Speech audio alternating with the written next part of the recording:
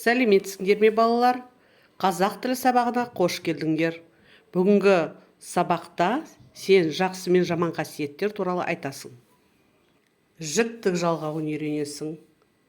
Сегодня на уроке будете говорить о хороших и плохих качествах человека, а также познакомитесь с личными окончаниями.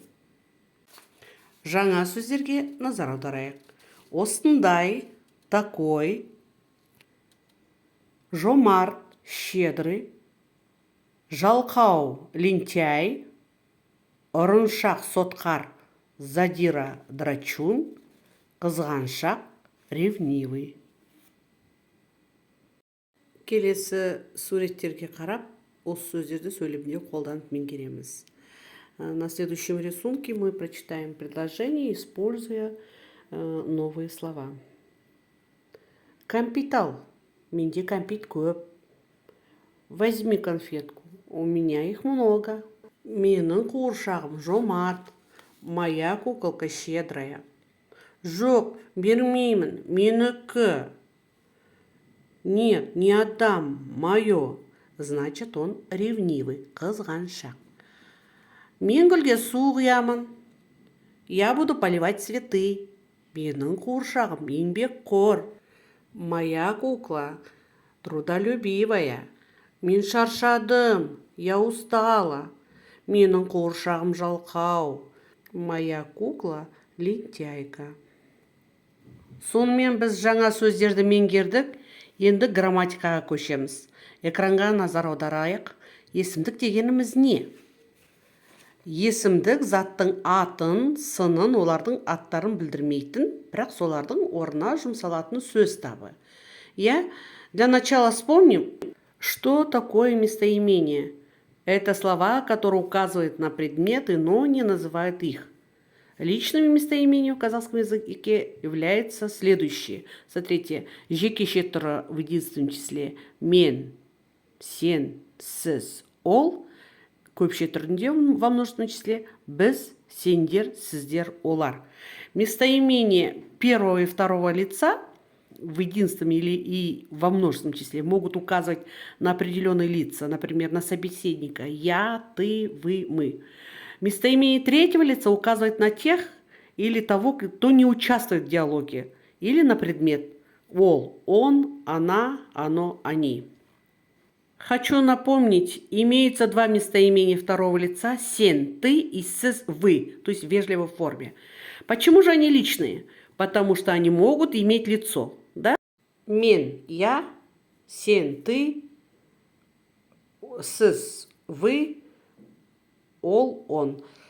Итак, личные окончания добавляется, надо вот запомнить, к числительным, существительным, прилагательным и местоимениям. Слова в предложении, в отношении которых употреблены, личные окончания являются сказуемыми. И поможет легче запомнить правило, которое вы видите на экране. Первое лицо – мен. После гласных или сонорных р и краткой л, у, м, н добавляется окончание мын, мен. То есть, например, еңбекқормын, мейірімдімін. После звонких согласных з и ж бын, бін, то есть тәртіпсіз, бін. После глухих и звонких б, в, г, д добавляется окончание пын, пін, то есть, например, қызғаншақ, пын. Во втором лице сен и сіз здесь независимо от конечного звука слова сын, сің, сіз, сіз. Жомартсың, көріктісің, әділсіз, қарапайымсыз. И третье лицо, здесь нет личных окончаний, то есть еңбекқор, білімді, мейірімді, тәртіпті и так далее. Тамаша балалар, есімдік, жіктік жалғау туралы мәлімет алдыңдар, енді келесі тапсырмаға көшейік. Сотқар, ұрыншақ сөздерін жіктеңдер. Проспрягайте слова сотқар, ұрыншақ.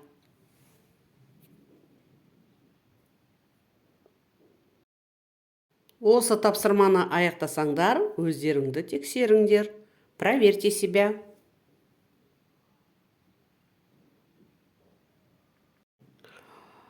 Оқулықтағы 59 беттегі суретке назар аударайық.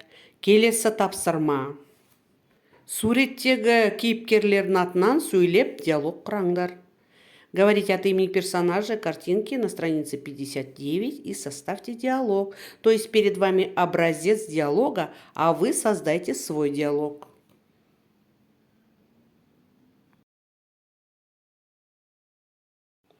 Жарайсыңдар балалар. Осы тапсырманы тамаша орындадыңдар деген ойдамын. Олай болса өздеріңді тексеріңдер. Думаю, вы справились с этим заданием. Проверьте себя.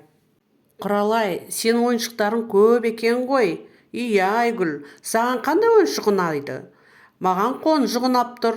Егер саған ұнаса ал, менде ойыншық көп.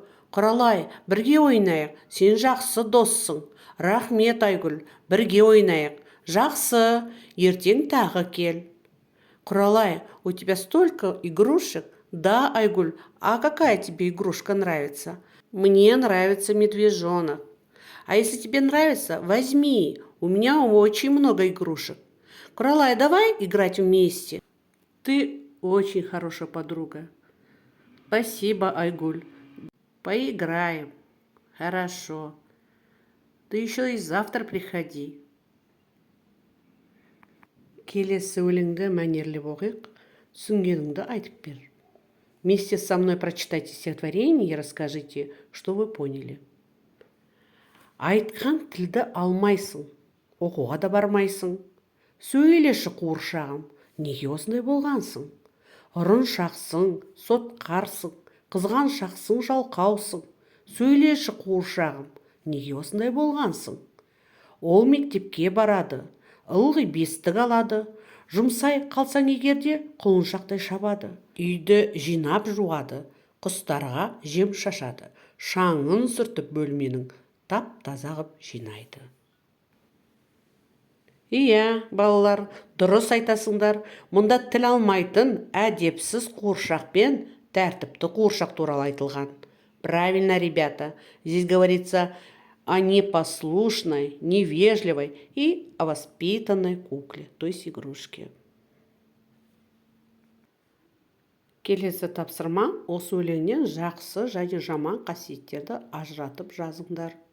Следующее задание. Вы пишите из текста хорошие и плохие качества персонажей.